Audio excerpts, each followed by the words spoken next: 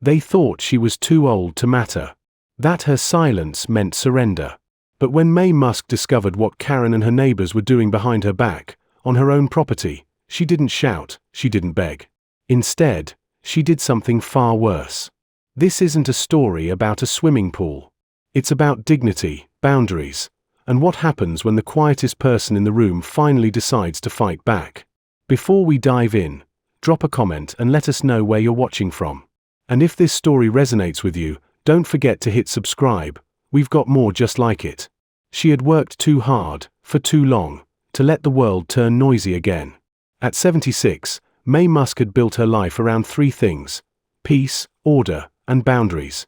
After decades of raising children alone, modeling across continents, and lecturing on nutrition in rooms full of strangers, she'd finally chosen stillness. Her cottage in Santa Fe wasn't large or grand. It didn't need to be.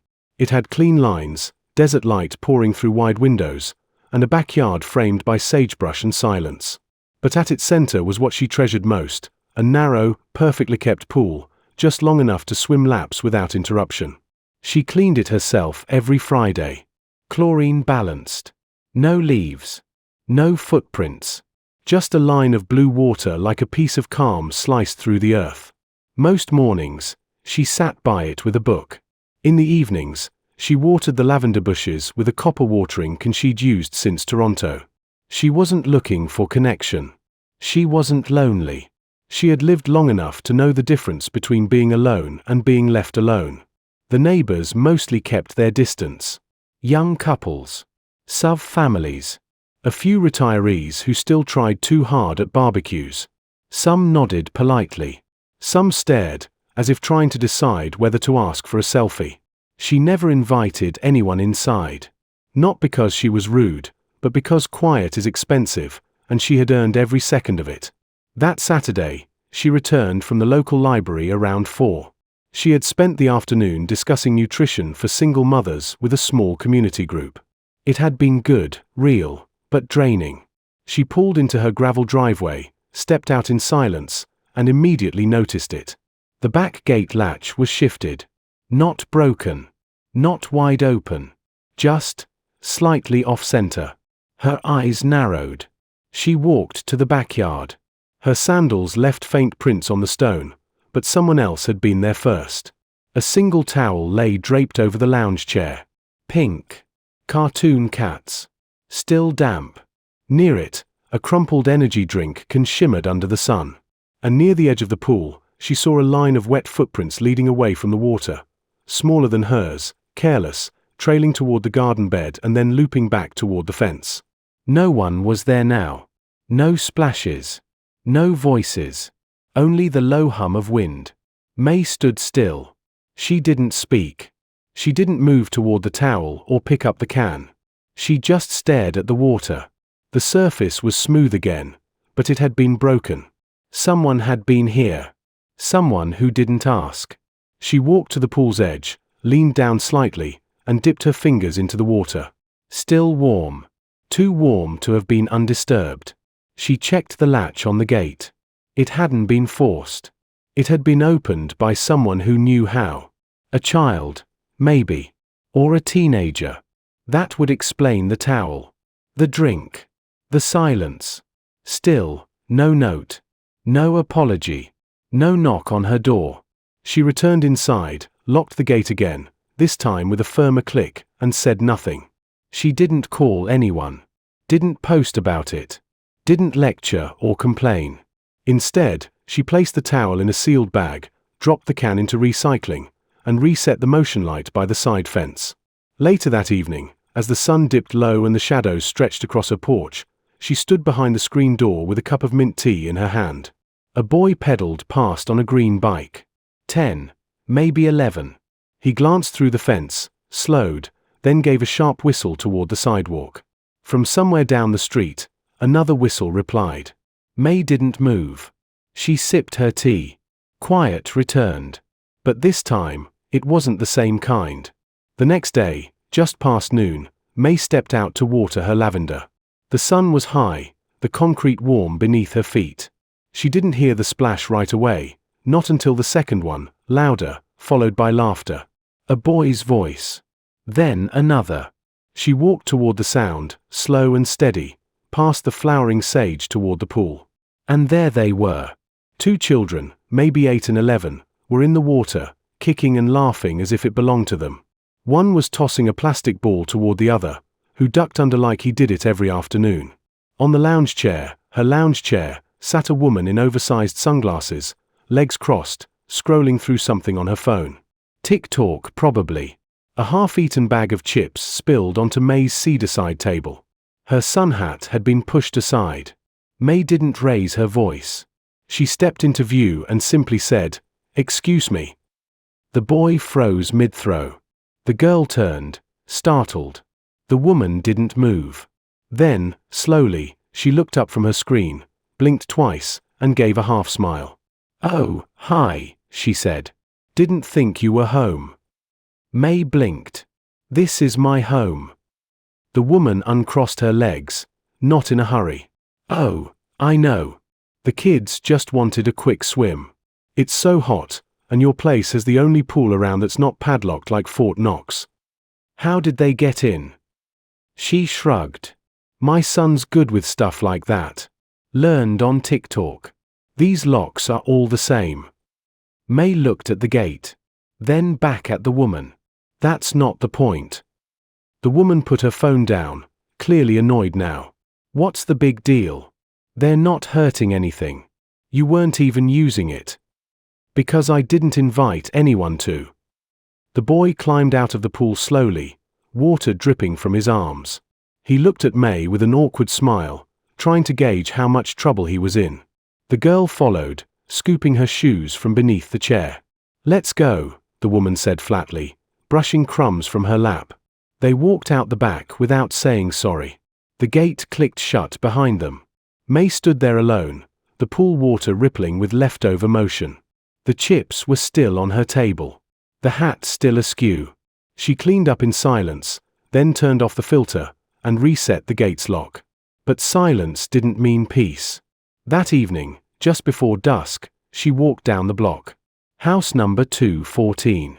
Same red car. Same pair of scooters on the porch. She knocked. The door opened a few inches. The same woman stood there, still holding her phone. "Yes. I wanted to speak with you," May said calmly. "About today." The woman stepped out, crossed her arms. "Karen," she said. "You can call me Karen. I'd prefer we have some clarity about boundaries." Karen sighed like she was listening to a long-winded customer at a checkout line. "They're kids," she said. "They get hot. They saw a pool. No one was using it. What's the problem?" "The problem is it's not theirs. It's not yours. It's mine. And no one asked." Karen tilted her head. "Look, I get it. You live alone. Probably gets quiet. A little company isn't the worst thing." May stared. "You think that just because I'm old and live alone, my space is open to whoever needs it?" Karen looked uncomfortable for the first time. "No, I just thought maybe you could be a little more, flexible." A voice chimed in from behind. Another neighbor, a woman with sharp features and a jogging stroller, paused on the sidewalk and called out, "Don't mind her. Some people just don't like kids." May turned. "Is that what you think?" The woman shrugged. "It's just a pool." May smiled, but not kindly. "It's just a boundary. The first of many." She walked away then, without waiting for a reply. That night, from her window, she watched the boy with the green bike ride past again. He slowed near her gate. Stopped. Looked. But this time, he didn't whistle. He just kept riding. And May, for the first time in a long while, felt the beginning of something sharp forming beneath her calm. The heat that day was relentless.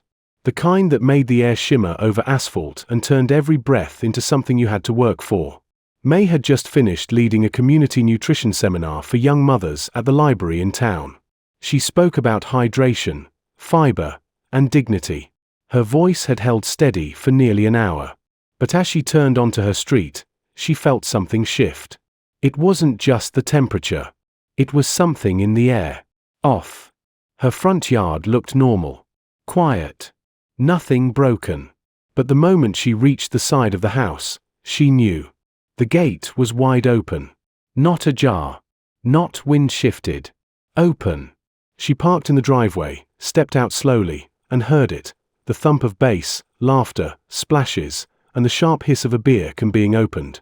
She walked along the fence, following the noise, until she reached the backyard. And there they were. 10, maybe 12 people. Some standing in the shallow end of her pool, drinks in hand. A group of kids jumping in and out, shrieking with delight. Someone had dragged her patio umbrella into the grass. Her teak table, the one she oiled every spring, now held a spread of aluminum trays, burger buns, and bags of chips. A portable speaker near the steps pulsed with music. And next to the garden bed, her rosemary crushed beneath a lawn chair, stood a man in swim trunks taking a selfie. Right up against her bedroom window. May didn't speak. She just walked forward. Karen saw her first. "Hey, May," she called, waving like they were old friends. "Hope you don't mind. We figured with this heat, a little cool down wouldn't hurt. You've got the best pool on the block." May kept walking. A few people paused. One kid stopped mid-cannonball. But no one moved. She reached the edge of the patio, pulled her phone from her bag, opened the smart home app, and tapped 3 buttons. The music died instantly. The filter stopped. The garden lights shut off. Silence. Everyone turned to her now. May didn't raise her voice. She didn't need to. "This is trespassing," she said, her voice low and measured. "All of you, get out." Karen scoffed, still lounging in May's reading chair, one leg draped over the armrest. "Oh, come on. You're not even using the space. It's just water." "It's not just water," May said. "It's mine." A woman in a red swimsuit muttered, "Geez. Somebody's cranky." A man near the edge of the pool chuckled. "You think anyone cares about your little rules, lady? You don't even have kids. Who are you saving this for?" May stepped forward. Her shadow crossed the stone. "You're in my yard. On my furniture. And my water. And none of you asked." Karen stood now, slowly, tilting her head with a kind of mock pity. "You really need to lighten up. It's just a community thing. We're all neighbors." May stared at her. For a long moment, no one spoke. The kids stood frozen at the edge of the pool. Even the speaker let out a faint click as it powered down completely. "You can either leave," she said, "or I'll call the police and let the footage speak for itself." The man with the phone rolled his eyes and laughed. "Let me guess, security cameras too? What's next, drones? You think this neighborhood belongs to you?"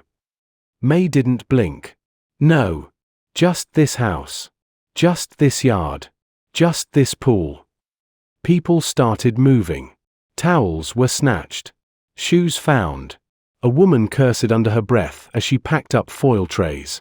Karen took her time, gathering her sunglasses, pausing at the lounge chair to swipe a damp magazine back into her tote.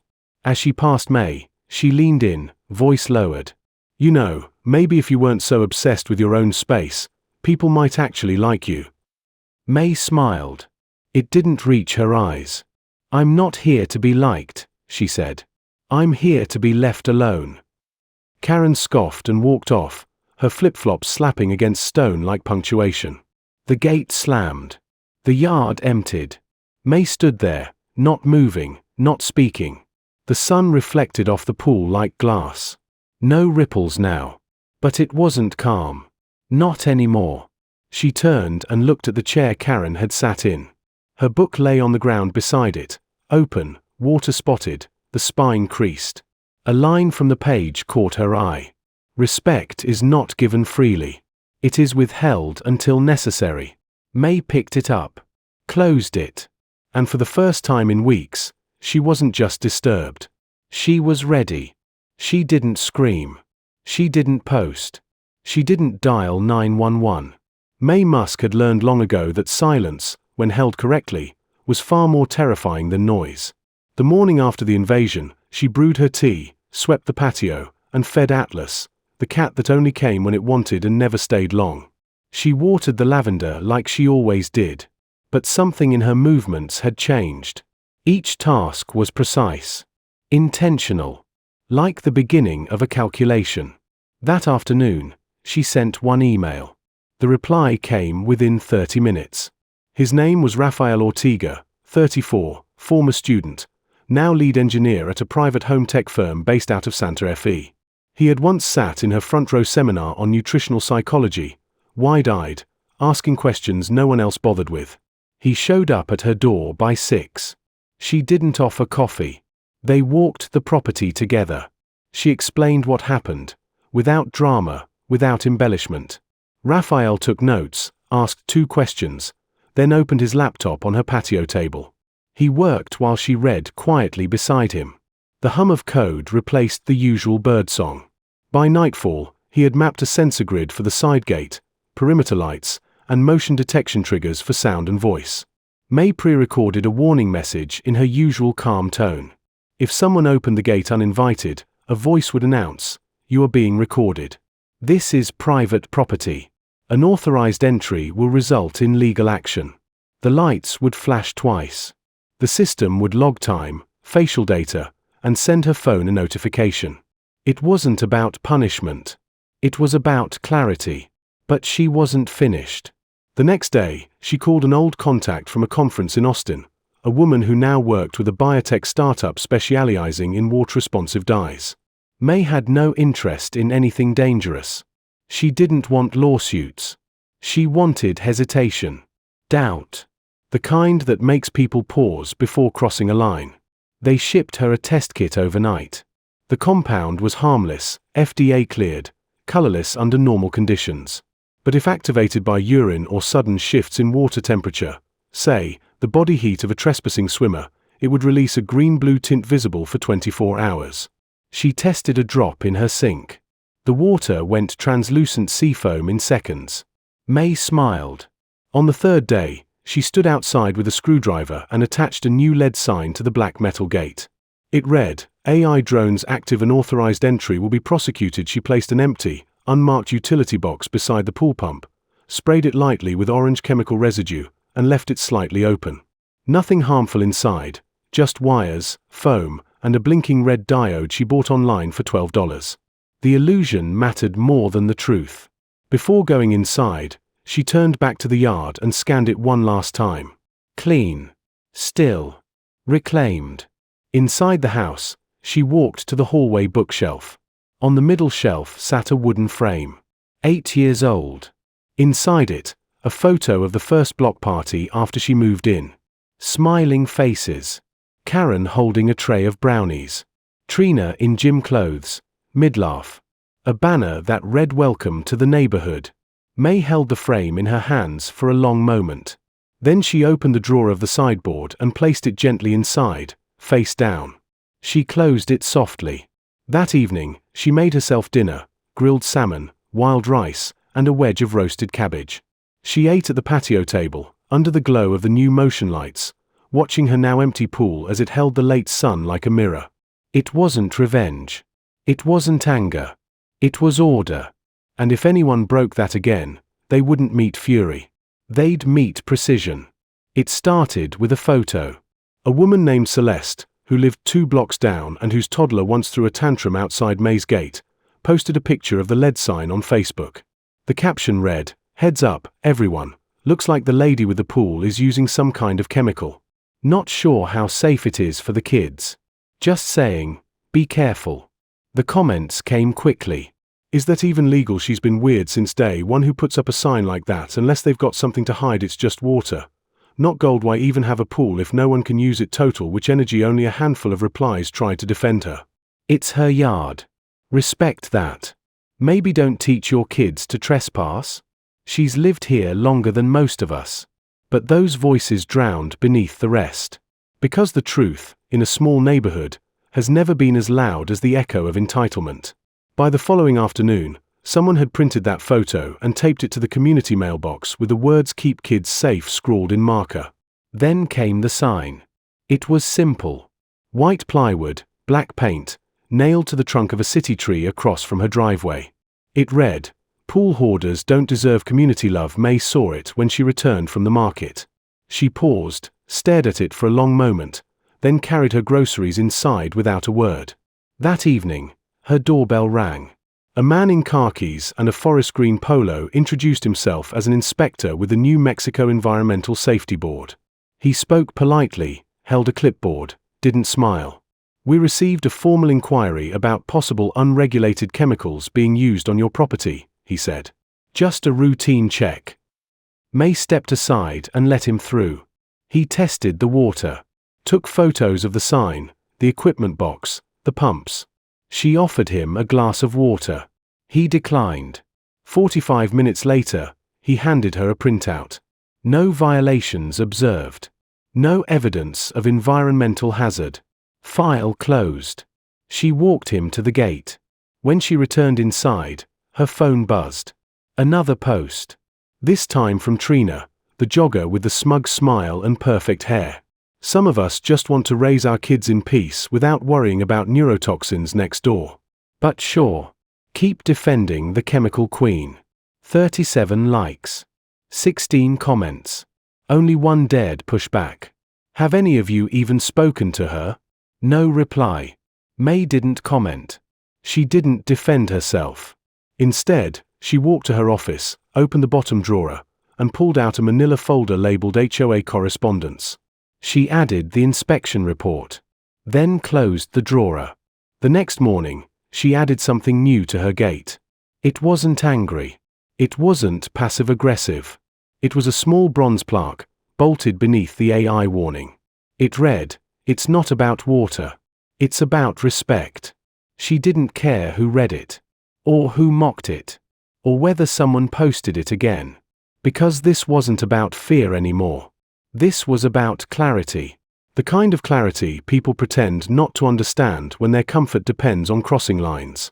When silence makes you easy to ignore. When being polite gets mistaken for permission. That evening, through her window, she watched Karen walk past with her daughter. The girl stared at the sign. Karen didn't look up. They kept walking. But Maye didn't. She stood still. Because for the first time, the whispers weren't behind her. They were in front of her now. On paper. On screens. In the eyes of the same neighbors who had once welcomed her with brownies and hollow smiles. And in that moment, she understood exactly what they were trying to do. Not win. Erase. It was nearly dusk when the knock came. Not a timid tap. Not the light, uncertain rapping of a child. It was sharp. 3 short bursts against the wood. Intentional. Maye set her book down, walked to the door, and looked through the peephole. Karen stood there. Arms crossed. Jaw tight. No makeup this time. No sunglasses. Just her and whatever she thought she had to say. Maye opened the door but didn't move aside. Karen didn't wait for an invitation. "We need to talk," she said, already stepping forward. Maye held her ground. "Talk, then."